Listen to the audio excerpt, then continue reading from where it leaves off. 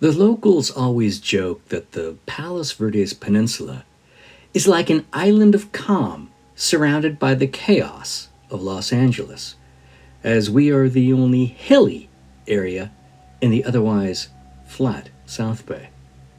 However, from a geologic point of view, they're not really wrong.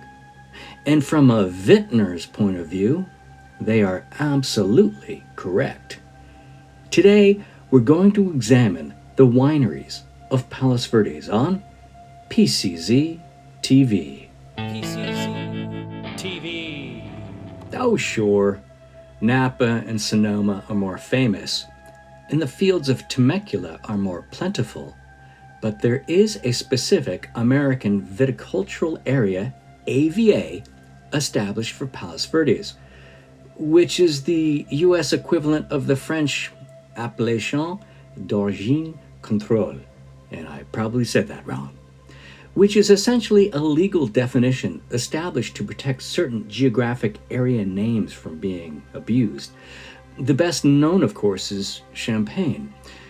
If not grown in the Champagne region, it must be labeled sparkling wine or use some other term. So why is it that approximately 1,600 acres of Palos Verdes were able to become just the second AVA in Los Angeles County, and how did it happen? But first, let's start off with geology. If you look at the topography of the area, the first thing that strikes you is that Palos Verdes is the only hill in the area, as I mentioned. The flatlanders all look up to us.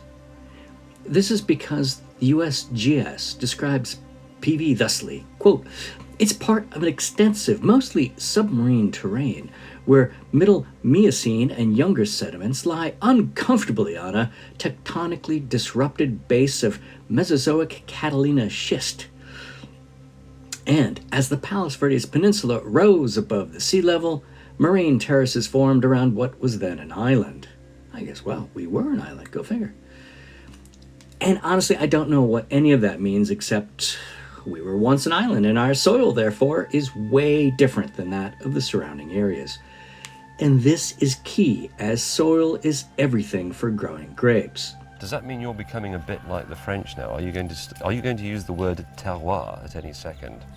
At this point, do you believe it could make a difference in the quality of the wine where you grow the grapes? Oddly enough, listening to you talk about it, I believe entirely that it does, because you've been quite scientific and sort of post-enlightenment about it. But when you speak to the French, they run around in smocks saying, "My grandfather died here and the local peasants are all fat," and it makes a difference, but it clearly doesn't. For more information on the geology of Palos Verdes, feel free to go to the USGS website. So we're different up here. Let's look next at our climate. It's been described as Mediterranean warm, which is characterized by warm, dry summers and mild winters with limited rainfall. However, the hill is actually filled with microclimates, and in my case, I seem to be in Fogtober for much of the year. Next subject is farming history. Well, if you're curious about the history of farming on PV, then watch this video.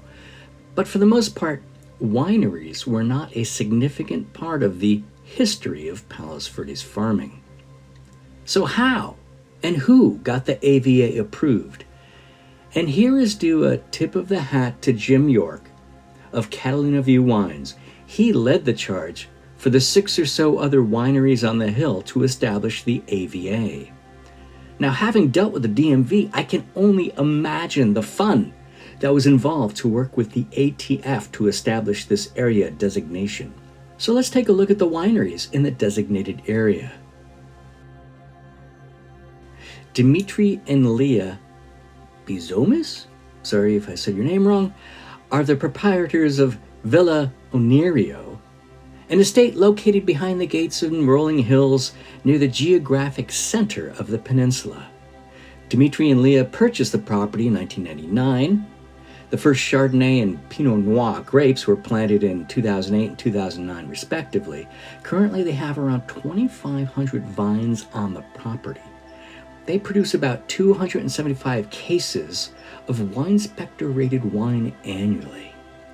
Villa Onerio also partners with the Los Angeles organization Special Needs Network, and a portion of the sales from the Terranea Resort support that charity.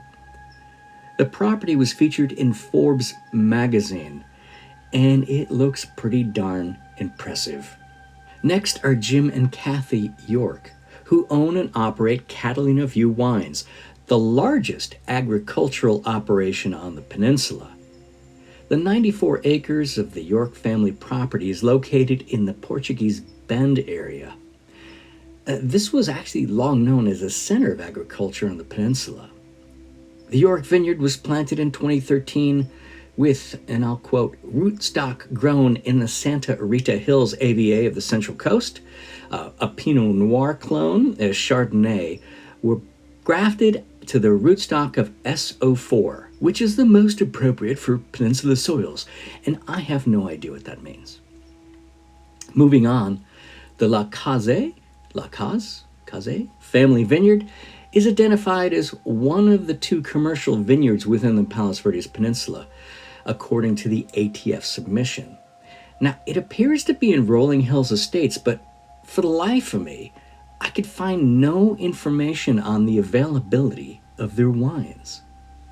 And for the other vineyards mentioned, honestly, I could find nothing at all outside the information on the ATF submission. These other vineyards are the Joan and Mac McKellen Vineyard, the La Barba Vineyard, the Clark Vineyard, the Wagner Vineyard, and the Melberg Vineyard. Now, this last one, I think, is this, maybe? Which, if is indicative of the others on the list, these 5 vineyards are probably more like gentlemen farmers, folks who have maybe an odd vine here and there. So my respect for Jim York grows more. He played the government game and won. So let's go visit the Catalina View Winery. And it's an appropriately foggy day. Now, folks, this is private property. No trespassing. The gate may be open, but do not drive up the gate. Don't bother these folks. There are no tours, there are no tastings, there's no store on site, so no reason to drive up there. You can look at it from the street. Now, my understanding is that they don't have tours or tasting or store because they're restricted by the city ordinances, or they just might not want to deal with the public. Either way, can't blame them. However, while it's not open to the public, it is available if you're a film company looking for a location. And honestly, it's a shame that they no longer are available for weddings or special events, as I'm sure there's probably a demand for this with the demise of the Wayfarers Chapel. And as a totally pathetic YouTuber, I was not able to gain access to shoot video, so with all due respect, I borrowed some images and video from their website. Hope that's okay.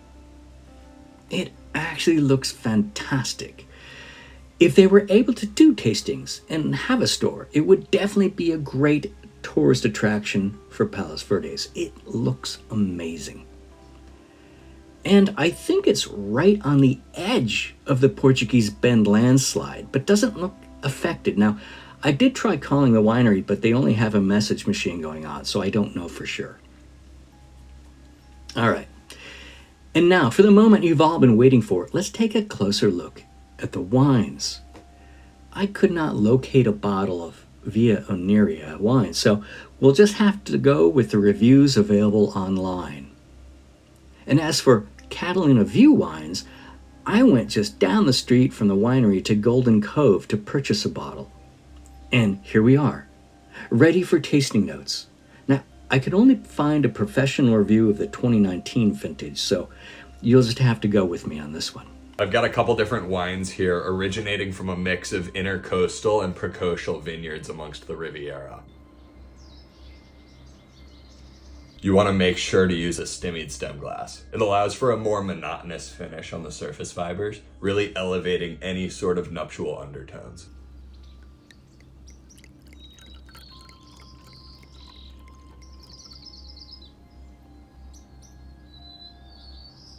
Well, it certainly seems delightful. I'll just sit in my less than extensive backyard in my view adjacent house and enjoy a glass of the local product. And if you can, I heartily endorse supporting local businesses. And Catalina View will now be part of my ongoing wine rotation. If you've sampled any of these wines, do let me know what you think in the comments section below. And if you've been watching this far, I thank you. Don't forget to like, comment, and subscribe. Bye!